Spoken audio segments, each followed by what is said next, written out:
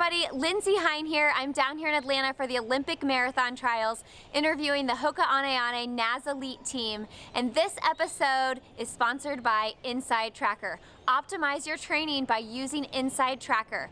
Go to insidetracker.com and use the code ANOTHER at checkout. I'm Scott Fauble, and I want to take a chance to thank my high school coaches, Scott and Judy Chamberlain, for their enthusiasm and their guidance. They really steered me the right way and helped me foster this talent that I have, and really pushed me and instilled a sense of hard work and an appreciation of the process of getting better in a really fun way. So thank you guys.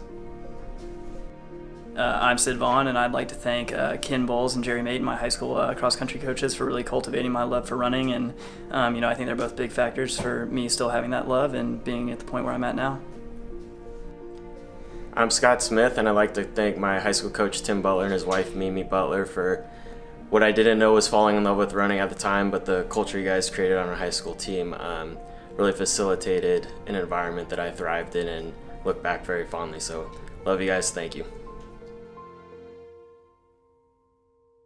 All right. Well, we are now sitting with the men's team, the Northern Arizona Elite men's team with Hoka Ane, and we've got Scott Smith, Sid Vaughn, and Scott Fauble here. Guys, thank you so much for doing this 2 days before a really big event in your lives. No problem, Lindsay. Thanks for having us. Yeah, thank you. Yeah. Are you sick of interviews? Have you done 9,000 interviews yet? I think we've all done quite a few, but we'll always make time for you. Oh, good. Okay, good. Well, here's the deal. I have made my way through the Northern Arizona Elite team interviewing lots of people, but Sid, I have not interviewed you yet, so we're going to have to schedule a one-on-one after this. All right, looking forward to it. Okay, awesome. Well, how are you feeling? Who got to Atlanta when? I know people were in Orlando getting acclimated to the heat. What's going on? Did you get here today? No, we all got in here on Wednesday. So we were all down in Orlando and just popped up real easy Wednesday morning. Okay, I saw you guys were doing some shirtless runs down in Orlando. Yeah. Feeling good? How are you feeling? Yeah, it was real nice to go down to Orlando and be at sea level or just above it, which was really nice. It's just easier to run. You feel good every day. So that was a real nice kind of added bonus to getting used to what potentially could have been a hot day on Saturday, although it's looking pretty nice in the Eastern time zone. So, I think we all felt good, had a fun trip, didn't bother Kellen too much, so I think we came out pretty good. What do you mean by didn't bother Kellen too much? Kellen's pretty introverted, so yeah. Right. So when we go on these trips, sometimes she can get real bored, and she just kind of shuts off. So I think this one was really good. She had a puzzle, so she could hang out with us when she wanted, watched a few movies with us, but really went to her puzzle when times got tough. What movies did you watch? Let's see. We watched Inglourious Bastards. Okay. Once Upon a Time in Hollywood, End of Watch, and Jojo Rabbit. And Parasite. Yeah. We watched Parasite. Oh, yeah. My husband just watched Once Upon a Time in Hollywood, and he said it was really good, but he was up till midnight, so I was not going to try to do that with him. It's very long. Yeah, it's a long one. Were you prepping for your podcast, the Showrunners podcast, when you were watching the movies? I'd like to believe that I'm kind of always prepping for the podcast, thinking of things to say. But no, we didn't do any podcasts. We should have, though. We should have banged out an end of watch one. I think that would have been great. Would have been some fun things to say there. Okay, so tell me how it feels going from running at elevation to then getting acclimated in Orlando, and how different does that feel for you right now? I don't know if it was the sea level as much of it is the taper. You just kind of naturally start to feel better running less mileage. Mm-hmm.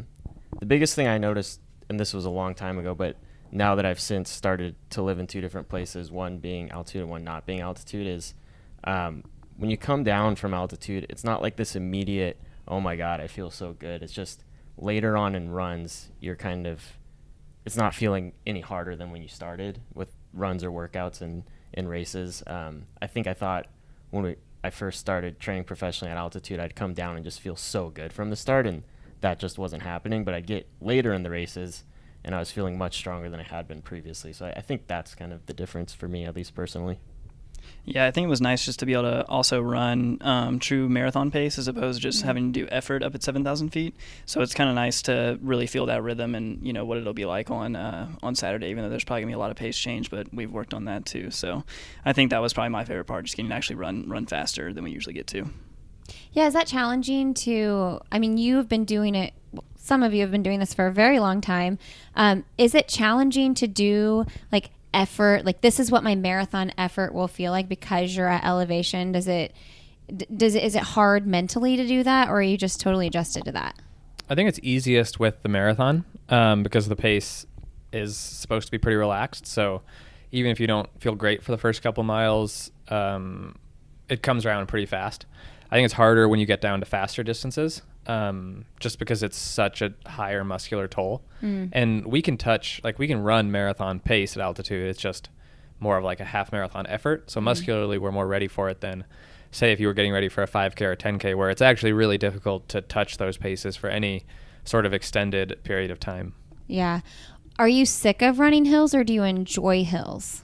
Sick of it. Yeah. Yeah. I was never enjoying it in this segment. It was always hard. Yeah. I've always been more of a hill guy, so really? I kind of enjoy them. I had just come off the Chicago marathon, so I had been just running flat, even the same pace every single workout. So for me, it was kind of a nice change to break up the. Should I just keep checking? Is it an Amber Alert? It's an Amber Alert, yeah. Oh. Yeah, I just maybe hit my phone too. Okay, this is real life, guys. Oh no. Okay, well I hope that the child is okay. It's okay. Carry on. Oh, okay. Yeah, so it was nice to have a different stimulus in the build-up and not have the same exact cookie-cutter segment that I had for Chicago if this were to be a fast, flat course. So I enjoyed the change. I don't know that I would want to go right back into another one of these segments, but yeah, it was a fun segment. Yeah, I wonder about that because I oftentimes feel like, oh, I want to run a flat, fast course because I want to run a fast time. But then I ran New York in the fall, and it's fun. It's more fun because you're changing up what you're doing. You're not just locking in on this, same boring pace. So tell me how you feel about that. Do you have feelings on hills versus not hills? I mean, I think for me personally, I definitely do better on the hills. Okay. But there is something really, really fun and really challenging about just trying to get locked into a pace that's you're not quite sure if you can make it all the way, but you're really pushing to get all the way there. And of course, Frankfurt, where I debuted, and Scott was there too. That's its own set of challenges, keeping the pedal down the whole way. You don't get there's no time to catch your breath like there is at a New York or a Boston when you're getting maybe a downhill. So I personally will probably run more hilly courses, but I kind of would like to go back to a flat, fast one and see what I could do. Yeah, that's the thing. It's you want to run the fast time, but more fun on the hills. Sid, since we haven't done a one-on-one, I would just love to get in a nutshell, who is Sid and why did you choose to run with these guys with Northern Arizona Elite? Yeah, let's see. So I graduated from the University of Georgia, so just 90 miles down the road from here in 2017. And I had some okay times as a 29 low guy, 14 low guy for 10K and 5K. And then I moved out to Boulder for 18 months, and I was training out there. And then I got the opportunity to come to Northern Arizona. And, I knew even in college that I wanted to be a marathoner. And so whenever I got the opportunity to come train with them, Scott and be under Ben, I just knew that it was such a good spot for me for my career at the time and going forward. They're great marathoners. So if you want to be great yourself, you should surround yourself in that environment. I love that. Yeah.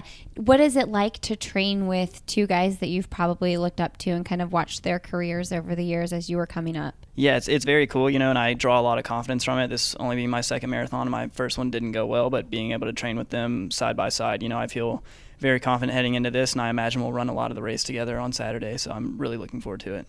Yeah, from what I've read and what people are saying, you guys have done a lot of your workouts all side by side, right next to each other. That has to feel really good going into the race. Does having confidence in what Scott can do and what Sid can do and what Scott can do, does that boost your motivation and how you think you can do on Saturday? Oh, definitely, yeah. Okay, Scott Smith. I saw your tweet. I don't know who you were retweeting, probably Ben, and you were talking about how your marathon times have been up and down a little bit. Oh, and yeah. he was talking about he was talking about your patience, and you kind of said, yeah, patience and stubbornness. So can you just kind of talk on that a little bit, just like persevering through having a great race, having a not so great race, and just kind of plowing on through anyway? Yeah, I mean, I just like to poke a little fun at Ben when he leaves out some of the in-between stuff, because it wasn't just this 216, 214, 212, 211 trajectory. There was a lot of bad. Some of them weren't necessarily bad. The tweet we were just talking about could be a little bit misleading because some of those were just absolutely brutal conditions. But, there's still very difficult marathons where I ran 224 at the World Championships in like 85-degree weather and humidity, and one of those was a 221 where I was 6th in Boston. But those are still, challenging marathons to get through, and they're not these pretty times necessarily. But I think that running through those tough conditions and maybe not having that stellar PR next to my name, I've come to become less frustrated with later in my career, because you can only control so much. And I think that's a message that people get, that gets harped on over and over, but it really is true. And if you let outside conditions dictate how you're going to approach the race, in terms of getting down mentally, you're going to have a probably short career. So just learning to embrace all sorts of conditions or how I'm feeling on the day, and learning to get the most out of myself regardless of conditions, and what the time is at the end of the day doesn't really matter as much to me anymore, as long as I know I competed well and can look myself in the mirror afterwards and say that was the best you could have done. Then I'm pretty happy with it. But yeah, there was a lot of hard miles in that tweet.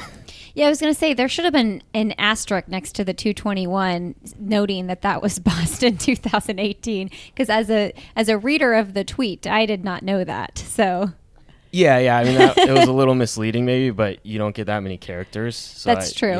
You have to be mindful of that. Yeah, and I thought, it obviously performed better as it stood than if I explained why each of those times were bad. Well, let's talk about your 211 in Chicago. Did that bring you lots of confidence for going into the cycle, going into the trials? Not as much as I would have liked. Okay. There was a very good American field in that race, and one of my main goals, aside from running a time, was to be competitive with the other men in that field, and I was the 6th American in that, just alone in that field. And you had guys like Scott and Galen and, numerous other guys who weren't in the Chicago field that are as good or better than those 10 guys who broke 212, and I'm pretty far away from a top 3 spot. So it was a little bit eye-opening. I think that was a race where I was not necessarily super proud of how I executed down the stretch. I think I didn't come away with that thinking that I left everything I had out there. Just some mental mistakes and lapses late in the race kind of caused that. And in a way, it was not necessarily confidence instilling, but it was a big motivator coming into this segment, because I knew I needed to get better in order to have a chance on Saturday. Yeah, that's a fresh perspective too. Like I need to get better. That's it. I got to get better. Yeah, sometimes running is just that simple. Yeah.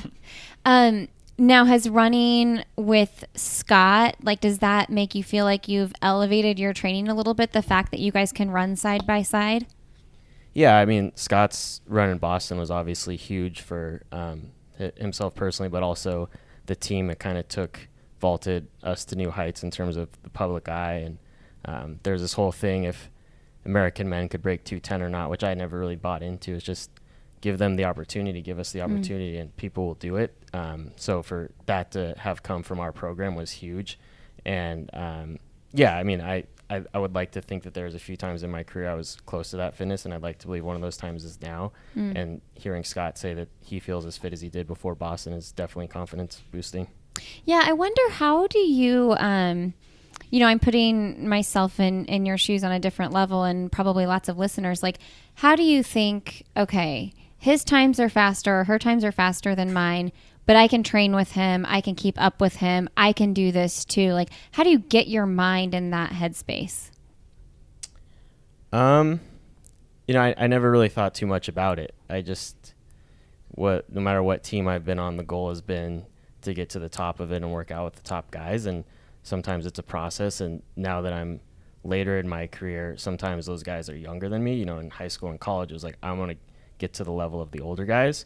So, I see the workouts that Scott does. And, it's not just Scott. We have a very talented men's team. Like, I take a lot of confidence from working out with Sid as well, even though he's only run one marathon, but he's up there with Scott as well. So I don't know.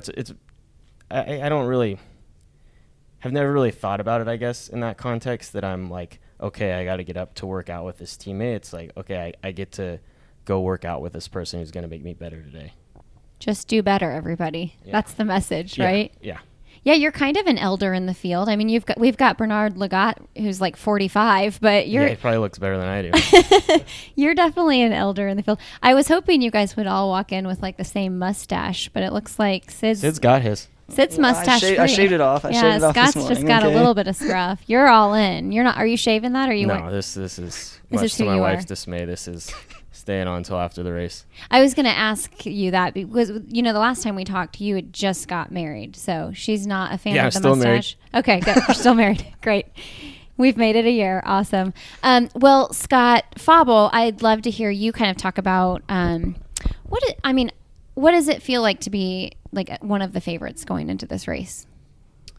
I guess there's maybe a little bit of pressure there, but from the outside, that pressure is significantly less than the pressure I would put on myself.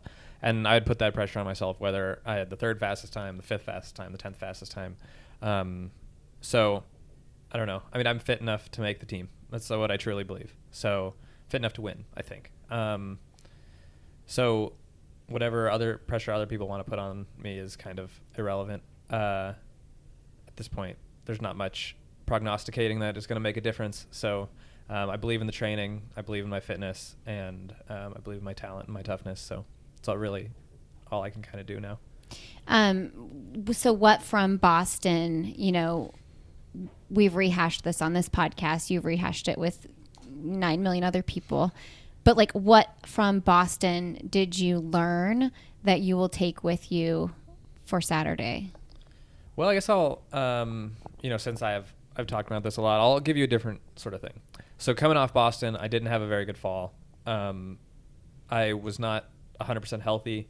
I could kind of trick myself into believing that I was 100% healthy because I could get through these workouts if I was really, really pressing, because I'm pretty talented and I'm pretty tough, so I could get myself through these things. But when I went to race, it wasn't there. I couldn't get like the last 2%, and I got exposed a couple of times. So after that season, I really went to see some good physical therapists and identify sort of the deficiencies that had come from my injury a little bit before, but mostly coming off of Boston. And I think I'm in a better place physically right now. I think I'm moving better. I have more extension through my hips. My glutes are stronger. I think we've addressed a lot of the deficiencies. So I think what I'm taking from the whole process of running Boston and then not being able to train at the level I wanted and not being able to race at the level I wanted and then getting to here is just an increased appreciation of the amount of work that it takes. Because I was doing a lot of rehab. For a while, kind of at the beginning of the segment when we were really trying to kickstart the rehab process, I was doing up to like 90 minutes of rehab a day, in addition to the running and stuff. So, and we've been doing, 2 weight room sessions, an hour, 3 times a week on my own since then. And I think we're in a better place because of it. But it was a long, difficult kind of kick in the butt right at kind of the most important time of the last 4 years. So sort of an appreciation of the work that I've put in. Yeah, that had to feel tough, but I've heard you kind of say as well that it's probably really a good thing that it happened because now you're stronger. I hope so. Certainly hope so. All those clamshells better pay off, Oh gosh, clamshells. Are you still doing them? Yeah. Every day? Probably do them 3 or 4 times a week, and Okay. in addition to 2 weight room sessions. Yeah. Okay. Don't be shy. What have you learned from one another on the run together? Because you guys are doing hard workouts, but you're also doing easy runs. And I mean, Scott Smith over here is definitely like just a straight shooter. It sounds like just like work hard, you know, like just do the work and try to be better. But surely there's some deeper things that you guys have learned from one another on the run.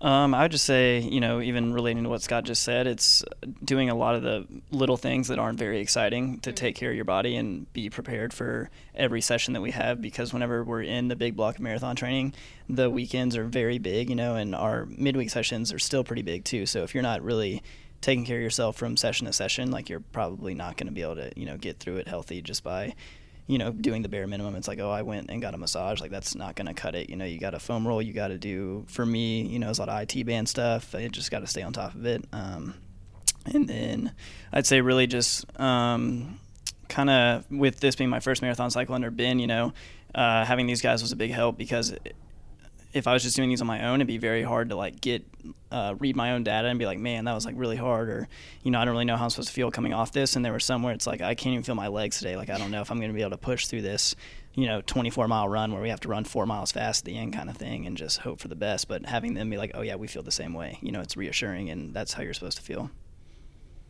I'm very proud in a fatherly way, and I have been mistaken for Sid's father of his segment. That's hysterical. Have you really? Yeah, I got mistaken for his dad at bar trivia. Yep. Yeah. That's so good.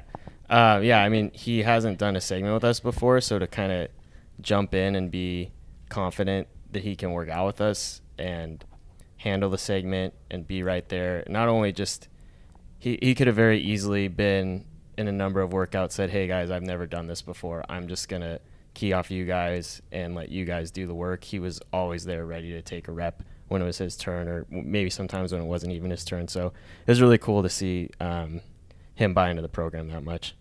Yeah, do you guys feel like Sid is a dark horse that people aren't talking about? Yeah, he's like basically camouflaged. Yeah. Who's this guy, Sid Vaughn? He's out there doing it. Yeah, I kind of like that way though. You do? Yeah. Yeah. Yeah, Sid's extraordinarily fit. I mean, both these guys are gamers. Gamers. Yeah, I mean, Scott, I've learned from him for a number of years now, since we ran Frankfurt together, is that you don't really have to have like a awesome 100% great segment in order to have a great race. He had a pretty terrible segment and then ended up beating me at the race. Really? In Frankfurt, yeah. And Sid, you know, I mean, he had every opportunity to kind of feel like he was in over his head and lean out and kind of back off in a few workouts or long runs or whatever. And right there every single time, despite not having gone through nearly as many iterations of the segment or gone through the workouts as many times as Scott and I. So, you know, we really brought, I think, a really good big game kind of attitude to a lot of workouts this year. Do you think that your relationships with one another, like, is it similar to what the women's team is like? What's the difference? We don't cry as much. Do you cry ever? Do we cry ever? I don't know. In privately. Sometimes after the workouts, into a pillow. Yeah. Yeah, you guys are normally super out there with your workouts, and I've heard people mumbling that you haven't been maybe as out there with all the workouts. Is that true? I mean, I think that's horseshit, because Sid and I are both on Strava. They can find anything we want. Thought. And also, why are people saying that? Detailed. Well, I don't know, because they're ill-informed. Like, that's just an incorrect thing to say if people are saying that. And Have in you addition heard to that? no, I haven't heard that. And in addition to that, literally every single person's training log is on, can be found on our website. If you go to our website, there's a tab that says training logs, and you can go to your favorite athlete, click it, and see every single day of training. Well, maybe I just made that up. Well, I mean, if got so, Scott fired up. Yeah, I did. So I'm I like scared. that. yeah. Well, I got a was little like- riled up there. Sorry, Lindsay. Why did I think I heard that? For some reason, I thought that it was under wraps a little bit more. No, I think it's just as out there as it's ever been. All been in the open. Yeah. Okay. So I've heard people talk about the 15-mile marathon pace workout being like a key workout for you all. What are some workouts that have given you like really good confidence? Like, this is we've done it. Like, we're here. We're as fit as we're gonna be. Is it that one? I don't know if that one is definitely one where you want to hit and you're like, okay, that's the one that kind of signals the most preparedness.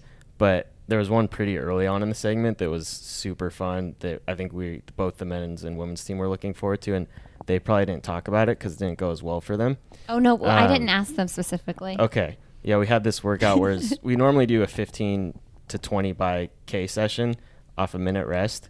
But this time Ben tailored it to kind of make it a little more race-like. So we all did 12 by K and then had a 5K time trial at the end where the women got an equalizer head start and we ran them down.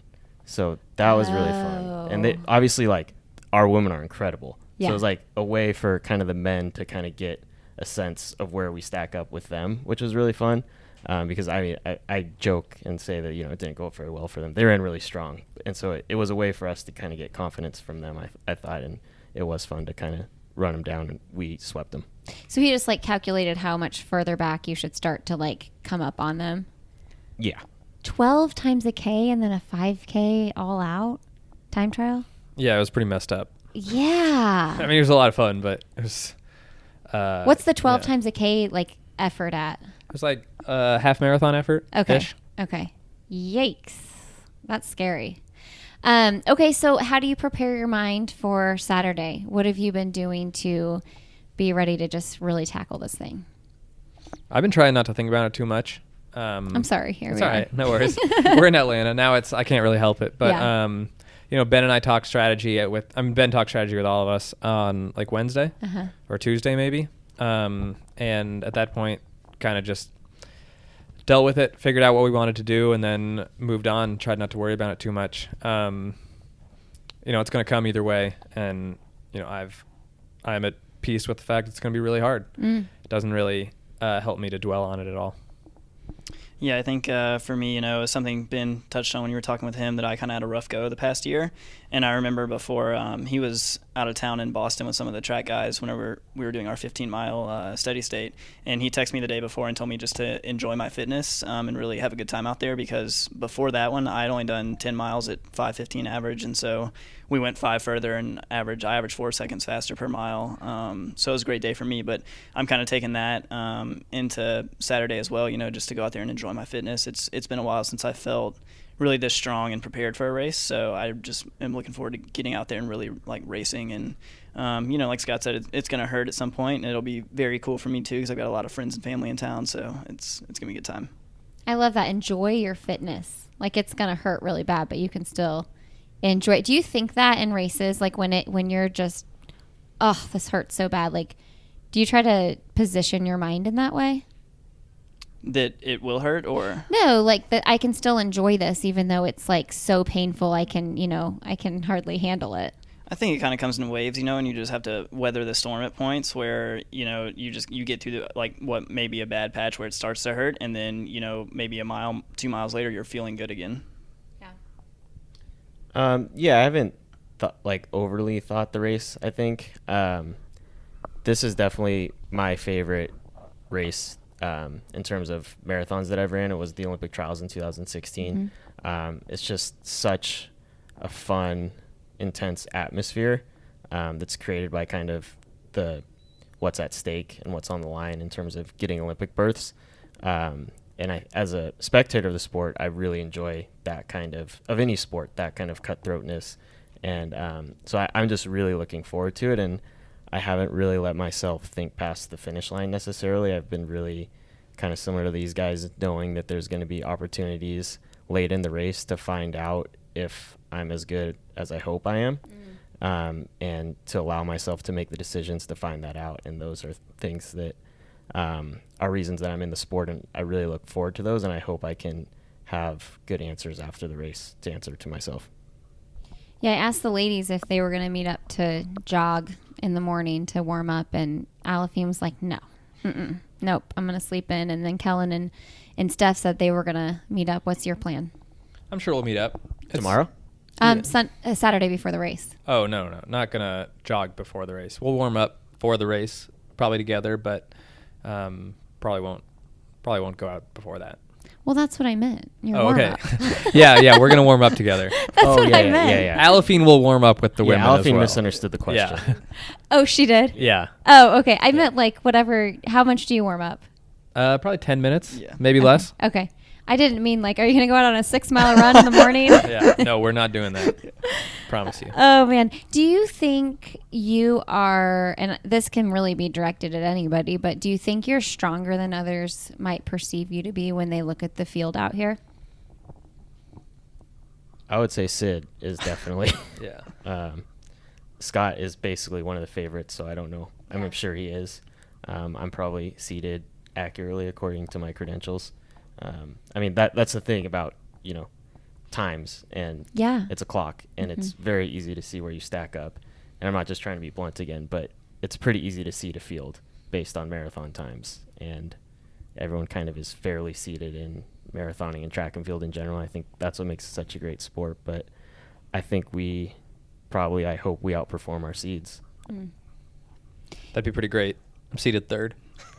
You want to outperform that? Yeah, that'd be awesome. That would be really good for Scott. Yeah. Does this feel like the biggest race of your life so far? Yeah, I mean, in a way. Like, Boston and New York are huge. I've been to an Olympic trials before. I think this feels bigger given that I am a favorite. Like, I don't feel like me making the team would be like a huge surprise to anybody. So maybe that added pressure is there a little bit. But, once the gun goes off, I don't think I will be too worried about the size of the stage. Yeah, I mean, looking at it, it definitely is the biggest race of my life so far. It was my first Olympic trials, but it doesn't necessarily feel like it. If you were to ask me, maybe 5 minutes before the start, I'd probably tell you yeah, because I'd be a little more nervous. But right now, I think we've just done a good job of staying relaxed, so it doesn't seem like, something that's overwhelming right now.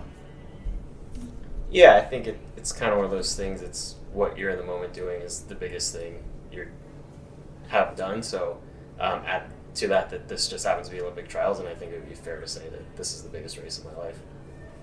Yeah, sometimes when I think about like when you're on a big stage, like what gets you most excited to do well, and sometimes for a lot of people, I think it's like in 20 years when I look back at what I did that day, like will I be proud of the effort I put out? Will I be proud of the work that I did?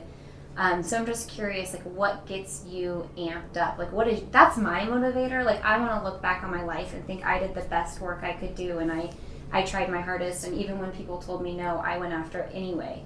So, like, for you, what is that motivating factor that gets you amped up?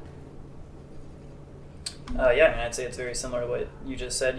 This is such a short window that we have an opportunity to be, this good at a high level in this sport. And so, yeah, I think you don't want to look back with any regret whenever you have an opportunity like we do for Saturday. What gets you amped up, Scott Fauble? Yeah, I think from a long-term perspective, it's finishing my career and knowing that I did everything I possibly could to be the best version of myself. And then on a short-term kind of thing, there's a little bit of curiosity there. Like, I want to see exactly what all the work that I did is worth, kind of. Like, I want to see what the final product looks like. Yeah, I mean, I'm a competitive person. I think everyone is pretty competitive to an extent, and this is kind of the best opportunity I have to showcase that competitiveness. If you want to go to the Olympics and you're an American marathoner, you have to run this race. Everybody who is capable of running and wants to go to the Olympics is going to be on that start line. And that's a really unique opportunity, and the opportunity to kind of exhibit that ultra competitiveness that I kind of subdue a lot of the time outside of running and outside of Papa Shot with the Bruce kids. But yeah, and then also there's a lot of people, I'm not one of the bigger names in the sport, so I'm not going to say like people say I don't have a chance, because I'm probably not even in the conversation for people to say that I don't have a chance. But there are a lot of people who believe that I do have a chance that are close to me, and that's a motivator as well. And it's not that they will think any less of me if I don't make the team, but it is an opportunity to kind of validate their beliefs in me and prove them right as opposed to proving people wrong. What I wanted to wrap, though, with is I know that Scott, I know you guys are into music. I don't know about you, Sid, but in a perfect world, what song is playing when you cross the finish line? Oh, man. I think it'd be fun if there was some Jay-Z.